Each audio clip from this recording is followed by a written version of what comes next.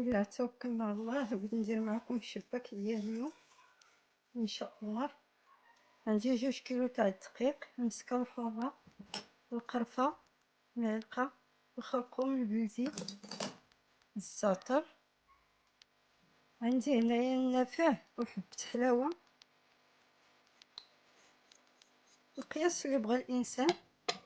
هادو عندي الخميره والفاني، 2 صاشيات. عندي هنايا 2 صاشيات ديال الخميره ديال الحلوه و2 فاني، 7 غرام 8 غرام. وعندي هنايا ربع ديال الكاس ديال الخل، بغيت نخلطو مع الخميره. مع دابا الحال سخون، انا كتعجبني الحلوه تكون مجعده، الخميره تتخليها تكون مجعده. هانتوما العلقه ونخليها هنايا حتى تفاعل، عاد نخلط بها هي الاخر. والماء ديال الخليط والزيت هي اللي بغيت ندير. الزيت زلافه، زلافه ديال الزيت، ما درتش فيها الزبده. هاد الزلافه تتهز رابعه. يلا من بعد نخلطو كلشي.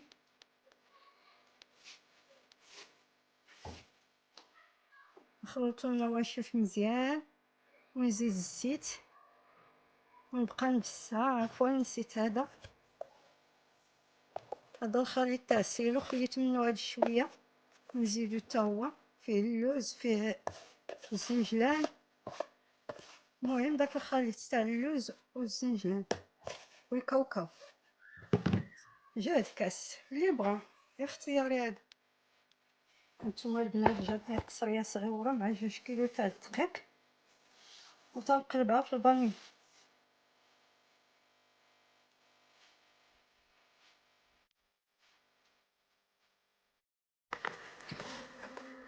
طرحات،